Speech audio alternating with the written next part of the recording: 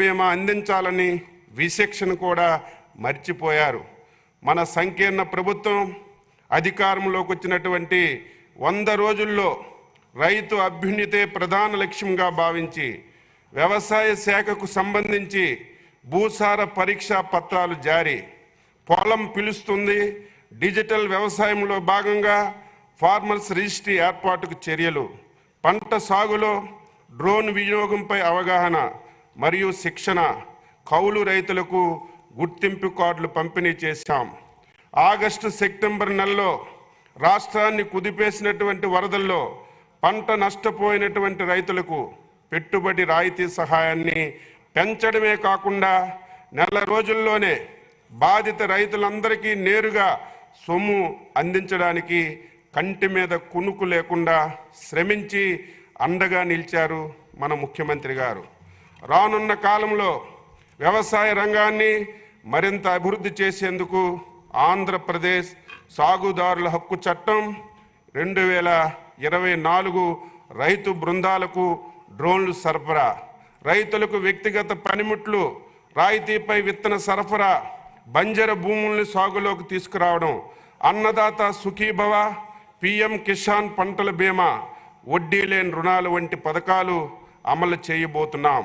2024-25లో వ్యవసాయ శాఖలోని రైతు సంక్షేమం మరియు అభివృద్ధి కార్యక్రమాల కోసం ఈ బడ్జెట్ను ప్రవేశపెడుతున్నాం. భూసార పరీక్ష ఫలిత పత్రాలు, పంటల దిగుబడికి భూసారమే కీలకం. రైతు తన పొలంలో మట్టి సారం, పోషక లోపాలు తెలిస్తేనే ఏ కాలంలో ఏ పంట సాగు చేయాలో తెలుస్తుంది. ఇలా మట్టి నమూనాలను విశ్లేషించి ఆ మట్టిలో పోషక లోపాలను తెలియజేసి మంచి దిగుబడి సాధించడానికి తీసుకోవలసినటువంటి చర్యలను ఈ భూసార పరీక్షా ఫలిత పత్రాల ద్వారా సూచిస్తాయి. వీటికి ప్రాధాన్యతను గుర్తెరిగి తిరిగి మళ్ళీ ఈ సంవత్సరం యుద్ధ ప్రాతిపదికన ఎస్హెచ్ఈలు పంపిణీ చేయడానికి రాష్ట్ర ప్రభుత్వం విధానపరమైనటువంటి నిర్ణయం తీసుకుందని చెప్పి తెలియజేస్తున్నాను.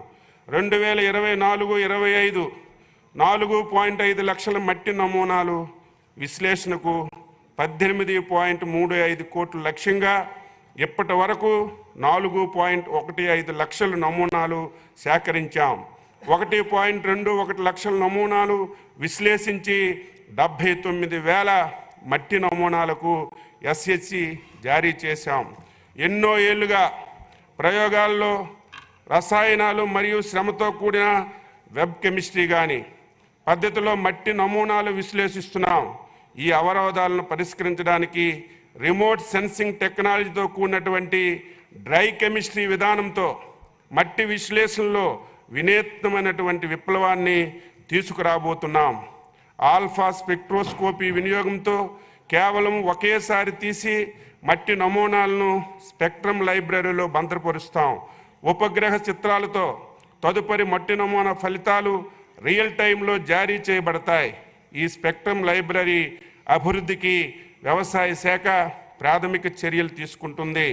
అలాగే గ్రామ స్థాయి సాయిల్ ఫెర్టిలిటీ మ్యాపింగ్ కోసం రిమోట్ సెన్సింగ్ టెక్నాలజీని ఉపయోగించి మొదటి దశ కింద ఒక జిల్లాలో పైలట్ ప్రాజెక్ట్ని ప్రణాళిక రూపొందించాం.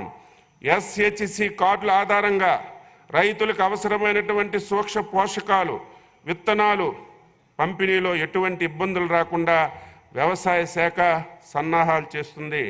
ఎస్హెచ్జి జారీ కోసం 2024-25 సంవత్సరంలో వార్షిక కార్యాచరణ ప్రణాళిక కింద 38.88 కోట్లు ప్రతిపాదించబడింది.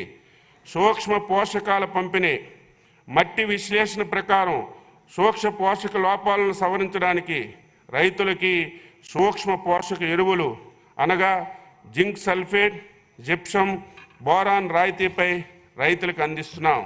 రాయితీలపై విత్తన పంపిణీ, నాణ్యమైన విత్తనమే మేలైనటువంటి దిగుబడికి ముఖ్యం.